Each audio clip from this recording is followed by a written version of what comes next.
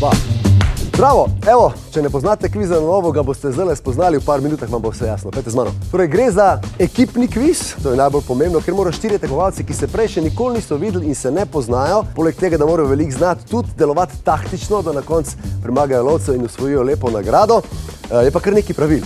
Evo, v kvizu se na eno oddajo približno porabi 120 vprašanj in vse se začne tukaj, jaz stojim za svojim pultom in berem hitra vprašanja. Vsak tekmovalec posebej ima hitro minuto, v kateri morajo odgovoriti na čim več vprašanj pravilno in za vsak pravilni odgovor dobi 500 evrov.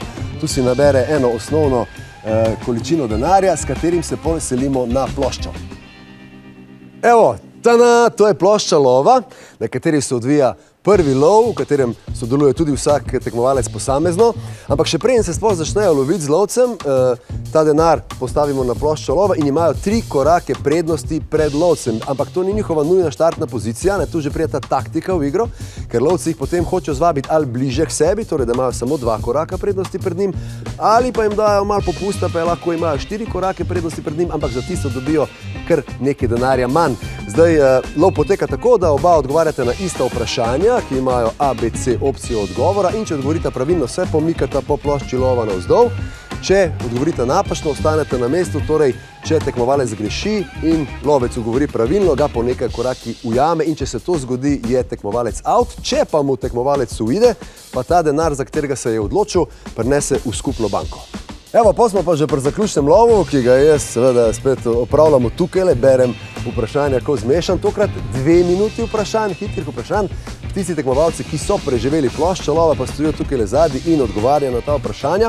Poskušajo zbrati čim več pravilnih odgovorov, ker ti odgovori potem pomenijo korake prednosti pred lovcem, ki jih bo potem lovil. Ko tekmovalci zaključijo svojim zaključnim lovom nagrade, pa je čas za zaključni pregon lovca. On potem z pravilnimi odgovori prav tako v 2 minutah lovi njihov rezultat in se jim bliža korak po koraku, pravilni odgovor po pravilnem odgovoru. Če pa slučajno zgreši, imajo pa tekmovalci opcijo odgovarjati na to vprašanje in če odgovorijo pravilno, ga potisnejo korak nazaj. In to je potem tista dinamika, ker je tu zelo pomembno, da so spet 4 oziroma da jih je čim več, da imajo čim več znanja. Zdaj, če jih lovec ulovi, je kviza za tekmovalce žal konec, če jih lovec ne ulovi, pa si vsi preostali tekmovalci denar, ki so ga prinesli v skupno banko, razdelijo na enake dele. Evo, to so na kratko pravila kviza na lovu. Jaz verjamem, da nas boste radi gledali in se seveda tudi kaj lepega zraven naučili, ko boste doznali, pa le pridite sem v studio probati svojo srečo in predvsem svoje znanje. Se vidimo kmalu na Pop TV in na Vojo. Živeli!